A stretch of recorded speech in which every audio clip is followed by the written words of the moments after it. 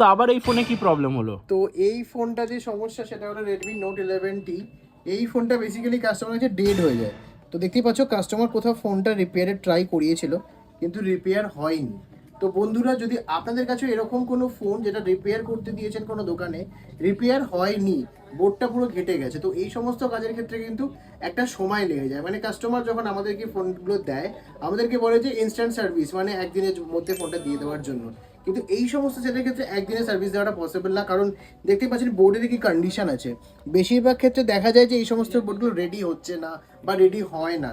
তো যদি বন্ধুরা আপনাদের কাছেও এরকম ফোন এরকম সেম সমস্যায় বন্ধ হয়ে গেছে, তো তার জন্য তাড়াহুড়ো করে কোনো স্টোরে আগে না নিয়ে গিয়ে যেখানে প্রফেশনাল ওয়েতে কাজটা হবে সেরকম স্টোর ভিজিট করুন। এই ফোনটার ক্ষেত্রে যে সমস্যা সেটা হলো কাস্টমারের বোর্ড কতটা রেডি হবে সেই নিয়ে কাস্টমার নিজেও কিন্তু কনফিউশনে আছে, কারণ সে রিটার্ন করে দিয়েছে। তো এরকম ফোন এরকম প্রবলেম সিপিইউ থেকে হয়ে থাকে, যেটা সিপিইউ রিপেয়ার করলে পরে সলভও হয়ে যায়, কিন্তু 90% জায়গায় দেখা যায় যে কাস্টমার অলরেডি বোর্ডটা অন্য কোনো জায়গায় ঘাটিয়ে নিয়েছে। তো যদি বন্ধুরা আপনাদের কাছে এরকম কোনো গুরুত্বপূর্ণ ফোন যেখানে প্রচুর ডেটা আছে, ফোন ডেড হয়ে গেছে, ফোন বন্ধ হয়ে গেছে, তো চিন্তার কোনো কারণ নেই।